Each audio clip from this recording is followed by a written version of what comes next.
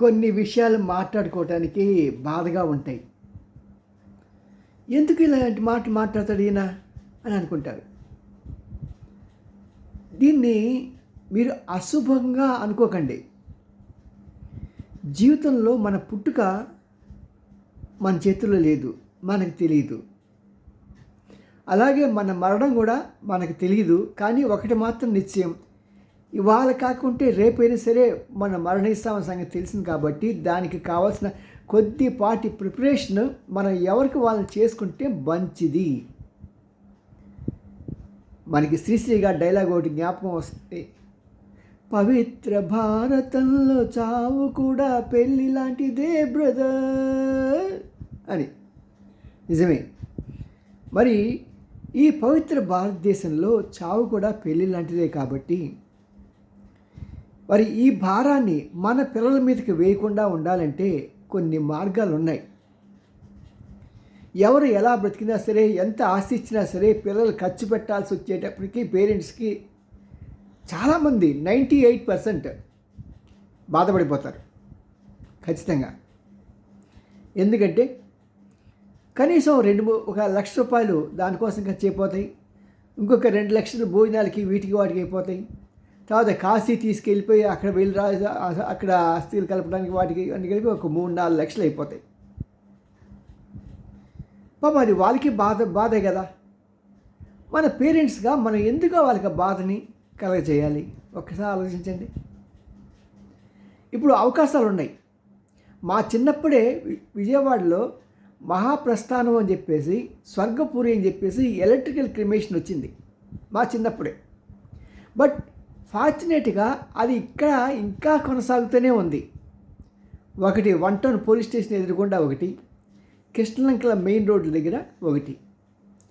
1 town police station దగ్గర అక్కడ ఏంటంటే ఓన్లీ కేవలం ఈ ఎలక్ట్రికల్ క్రిమేషన్ ఉంది, కానీ ట్రెడిషనల్గా ఈ యొక్క చెక్కలు వాటితో కాల్చేది లేదన్నమాట. సో దాంట్లో కూడా మనకి 2 రకాలు, మన స్థాయిని బట్టి మనం చూసుకోవచ్చు. మరి సూక్ష్మంలో మోక్షం కావాల్సి వస్తే ఎలక్ట్రికల్ క్రిమేషన్లో 1,500 రూపాయల నుంచి 3,000 రూపాయల వరకు ఖర్చు అవుతుందట. వాళ్ళని ఎంక్వైరీ చేసినప్పుడు తెలిసిన విషయం. సో ఇది ఒక 3,000 వేసుకోండి. ఆ తర్వాత ఇక్కడి నుంచి వ్యాను మన బాడీని తీసుకెళ్ళటానికి వాటికి ఆ తర్వాత 1,500 నుంచి 300 అవుతుందంట. ఇలా ఈ లెక్క ఆ లెక్క వేసుకుంటే కనీసం ఒక 10,000 రూపాయలలో ఈ ఎలక్ట్రికల్ క్రిమేషన్ అయిపోతుంది. అలా కాదు, నేను ఇంకా శాస్త్రీయంగా చేసుకోవాలి అనుకున్నాను అనుకోండి, దానికి ఒక ప్యాకేజ్ ఉంది, 30,000 రూపాయలు.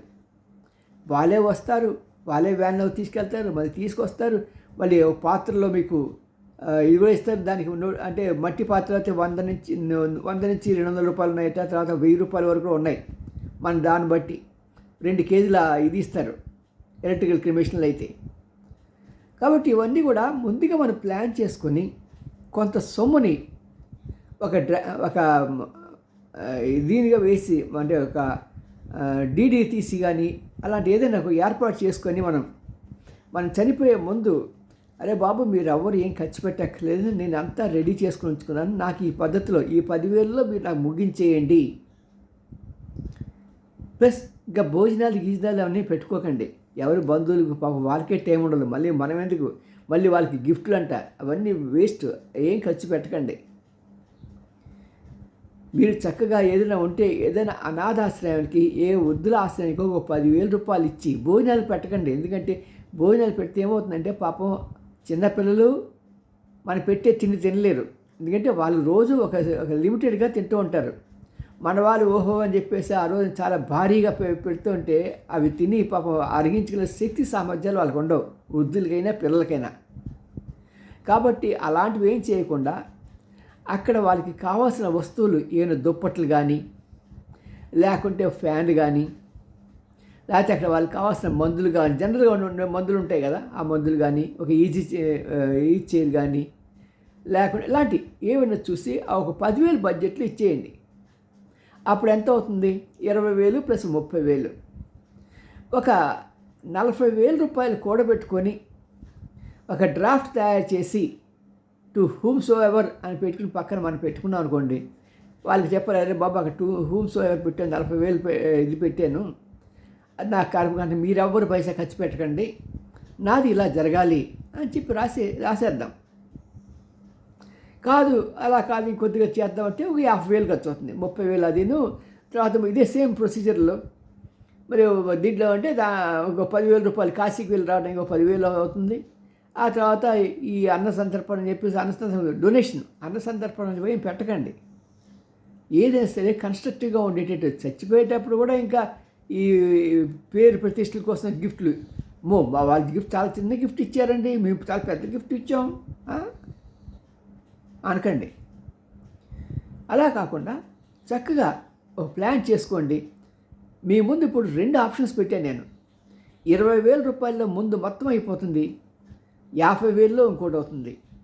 అలాంటి వాళ్ళు సంప్రదించాలంటే మహాప్రస్థానం వాళ్ళ ఫోన్ నెంబర్ కూడా నేను చెప్తున్నా, 99-808-79470.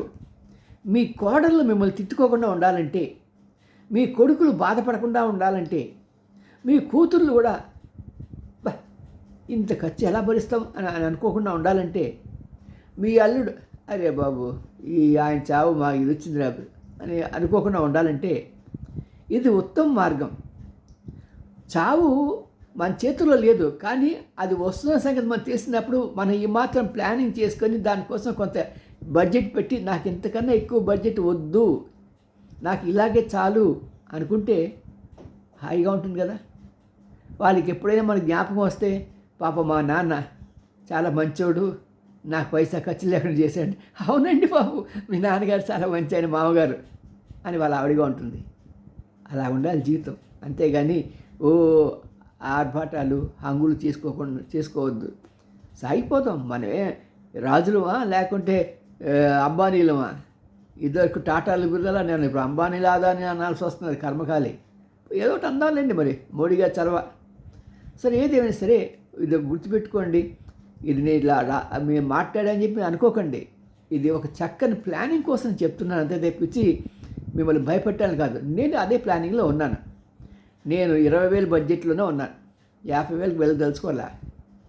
ఎందుకంటే మరి కట్టెల మీద దాని మీద ఆ శవం కాలక పాపం మహానాయకుడు పివి నరసింహరావు గారి శవం కాలకుండా అలా వదిలేస్తే పాపం అది చూసి ఎవరో వాళ్ళు చెప్తే మళ్ళీ వెళ్ళే దాన సంస్కారాలు చేశారు.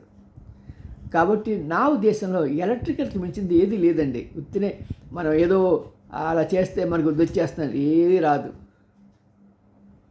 మన పిల్లల ఆనందమే మన ఆనందం. అందులో ఎలక్ట్రికల్తో కాలుష్యం ఉండదు. ఈ మిగతా వాటిలో కాలుష్యం ఉంటుంది. ఆ చుట్టుపక్కల కూడా చాలా వాసన కొడుతుందండి బాడీ కాలిపోయినప్పుడు. కాబట్టి ఇవన్నీ అవాయిడ్ చేయడానికి నేను మాత్రం ఈ లో బడ్జెట్లో 20,000కే నేను చేసుకుంటున్నాను. వీలైతే ఈ 2-3 రోజుల్లోనే దానికి కావాల్సిన డబ్బులు ఒక డ్రాఫ్ట్ ఒకటి ప్రిపేర్ చేసి మా ఇంట్లో నేను జాగ్రత్త పెట్టి ఒక కవర్ సీల్ చేసి నాకు ఇలా చాలు, ఈ ఫోన్ నెంబర్లు ఇవి అని ఇచ్చేసి మా ఫ్యామిలీకి నేను అప్పగించేద్దామని నేను కొత్త నిశ్చయంతో ఉన్నాను. మరి మీరేమంటారు? కొద్దిగా ఇది అర్థం చేసుకోవడానికి టైం పడుతుంది కదా, డైజెస్ట్ చేసుకోవడానికి. అయినా సరే ఇది మంచి మార్గం అండి. ఎందుకు మన పిల్లలకి మన ట్రబుల్ ఇవ్వాలి? పాప మన పిల్లలు అనుకోండి, మరి వాళ్ళ భార్య సమానం చెప్పుకోవాలా? కూతురు అనుకోండి, అల్లుడి దగ్గర నుంచి తీసుకురావాలి డబ్బులు, ఎందుకు ఇవ్వాలా? ఆ మాత్రం సంపాదించిన దాంట్లో అది ఇప్పటి నుంచి సంపాదిద్దాం. నెలకు ఒక 1,000 రూపాయలు 1,500 ఖర్చు పెట్టేదంటే 20,000 ఖర్చు రావడం ఎంతసేపు అండి? ఒక సంవత్సరం లోపల కూడబెట్టేస్తాం. See you me and Ramji senior journalist, Gudiganta TV9. Like చేయండి, షేర్ చేయండి, సబ్స్క్రైబ్ చేయడం మాత్రం మానకండి. బాయ్.